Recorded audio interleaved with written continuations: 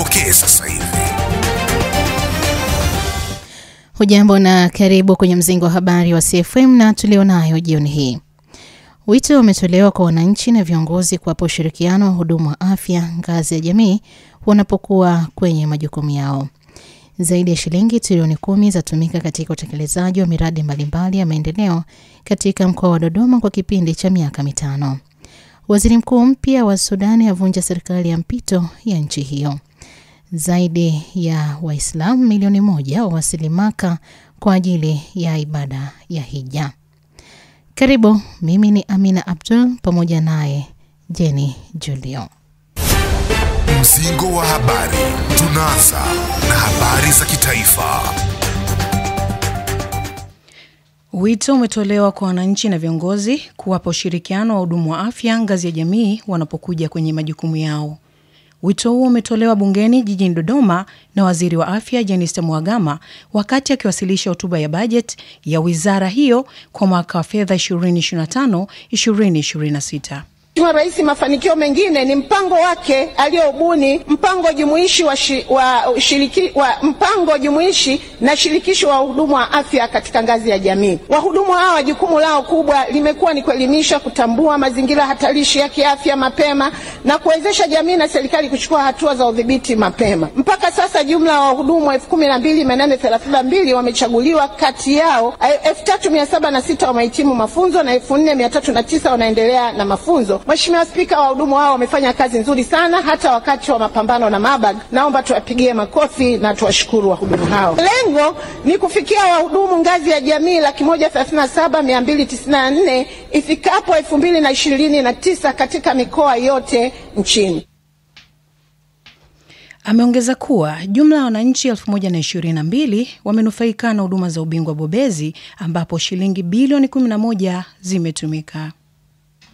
Jingine ni upatikanaji wa huduma za ubingwa na ubingwa bobezi kwa watu wasio na uwezo. Tumeweza kutumia shilingi bilioni 11 ambazo zimetolewa na wananchi takriban 1022 wamenufaika na huduma hizo. Huduma hizo ni pamoja na upandikizaji wa figo, usikivu, uloto, upasuaji wa moyo, upasuaji wa ubongo na uti wa mgongo na maeneo mengine. Mheshimiwa Spika, kazi hii ya Rais imewezesha Watanzania wengi kufikiwa na uwekezaji wa huduma hizi bobezi ambazo zimewezeshwa na serikali yake. Imeelezwa kuwa katika kipindi cha miaka 5 kwa mwaka 2020 hadi mwaka 2025, mkoa wa Dodoma umetumia zaidi ya shilingi za Tanzania trilioni 10 katika utekelezaji wa miradi mbalimbali ya maendeleo.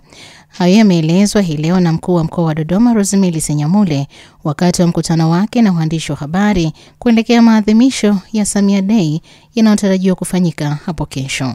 Tumepokea miradi ambayo imegharimu zaidi ya trilioni 10 za fedha za Tanzania. Miradi ya umeme peke yake ni zaidi ya trilioni 1. Ukianza huo umeme wa Zuzu hapo milioni 513, REA peke yake ni bilioni 224, basi na miradi mingine ya midogo midogo zaidi ya trilioni 1 peke yake kupitia umeme imeweza kufaidika mkoa wa Dodoma. SGR peke yake kipande cha Morogoro mpaka Makutopora Dodoma kimegharimu zaidi ya trilioni 6.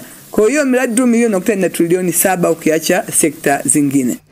Ili kufurahia na kutambua mafanikio hayo pamoja na kuipongeza serikali kwa kufikisha huduma za kijamii kwa karibu zaidi kwa wananchi, Senyamule amesema mkoa umeamua kufanya maadhimisho katika kila kata.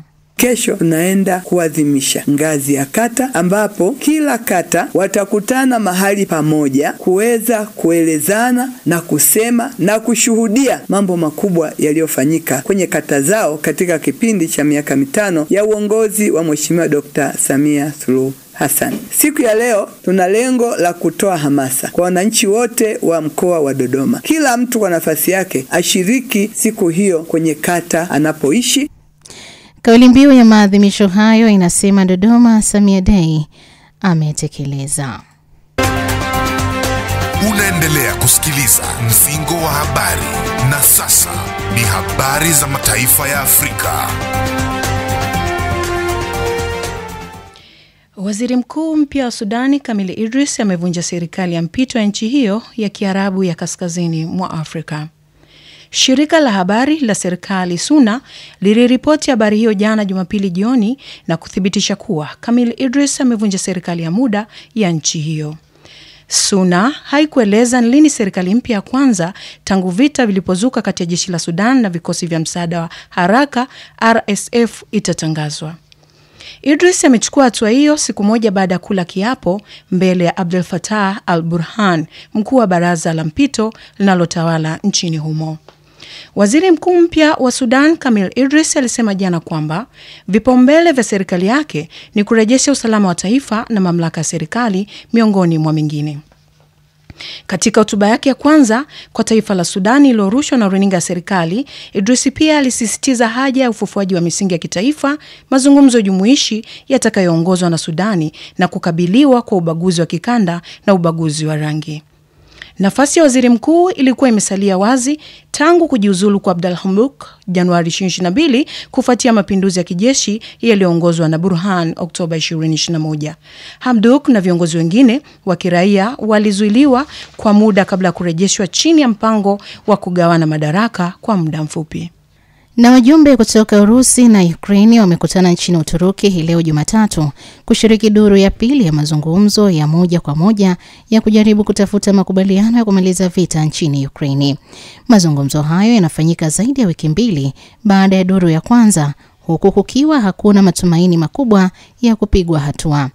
Ujumbe wa Ukraine unaongozwa na waziri wa ulinzi wa nchi hiyo Rustem Umerov, huku Urusi ikiongozwa na msaidizi wa Rais Vladimir Putin, Vladimir Medinsky.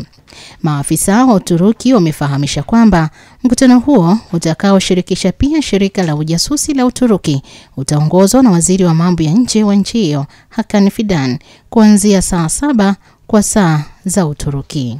Kabla ya kuhitimisha mzingo wa habari, tujikumbushe tulionayo jioni hii. Wito umetolewa kwa wananchi na viongozi kuwapa ushirikiano wa hudumu wa afya ngazi ya jamii wanapokuwa kwenye majukumu yao. Zaidi ya shilingi trilioni 10 zatumika katika utekelezaji wa miradi mbalimbali ya maendeleo katika mkoa wa Dodoma kwa kipindi cha miaka 5. Waziri mkuu mpya wa Sudani avunja serikali ya mpito ya nchi hiyo. Na zaidi ya Waislamu milioni 1 wawasili Maka kwa ajili ya ibada ya hija. Kwa niaba ya Jenny Julio, mimi ni Amina Abdul. Endelea kusikiza kipindi cha Drive Back hadi saa 1:30 usiku. Zipokee sasa hivi.